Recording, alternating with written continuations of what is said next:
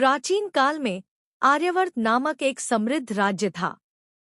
उसकी राजधानी स्वर्णपुर अपने ऊंचे महलों, शांत झीलों और खुशहाल प्रजा के लिए प्रसिद्ध थी। इस राज्य पर राजा वीरसेन का शासन था।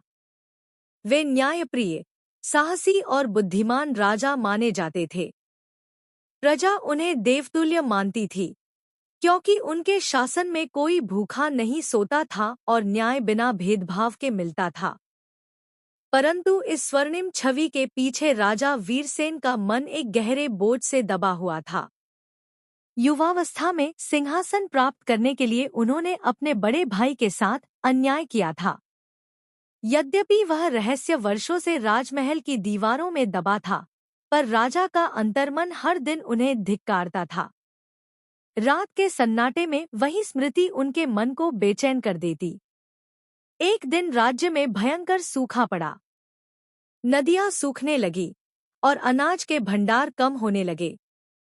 मंत्रियों ने सुझाव दिया कि सीमावर्ती गरीब गांवों से कर बढ़ाकर राजधानी और सेना की सुरक्षा की जाए। यह निर्णय राज्य को बचा सकता था, पर हजारों गरीबों को भुखमरी की ओर धकेल देता। राजा वीरसेन ने अपने प्रधान सलाहकार वृद्ध मंत्री धर्मदत्त को बुलाया। धर्मदत्त ने शांत स्वर में कहा, महाराज, सत्ता बचाने का मार्ग सरल है, पर धर्म का मार्ग कठिन। राजा वही महान होता है जो स्वयं कष्ट सहकर प्रजा को बचाए। उसी दिन राजा भेष बदलकर नगर से बाहर निकले। वहां उनकी भेंट एक साधारण किसान माधव से हुई, जो सूखी धरती पर हल चला रहा था। राजा ने पूछा, जब वर्षा नहीं हुई तब भी तुम खेती क्यों कर रहे हो? माधव ने उत्तर दिया, महाराज, आशा ही हमारा सबसे बड़ा धन है। यदि हम प्रयास छोड़ दें तो जीवन भी छोड़ देंगे। माधव के शब्द राजा के हृदय में उतर गए। उन्हें पहली बार अपने अतीत के अपराध और वर्तमान के निर्णय के बीच स्पष्ट संबंध दिखा। उसी रात राजा ने कठोर निर्णय लिया।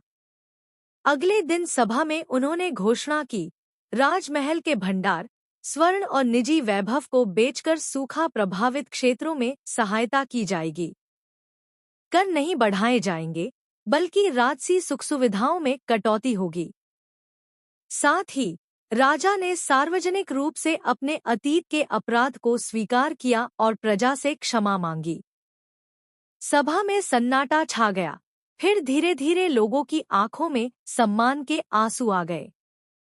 प्रजा ने पहली बार एक राजा को सिंहासन से ऊंचा, एक मनुष्य के रूप में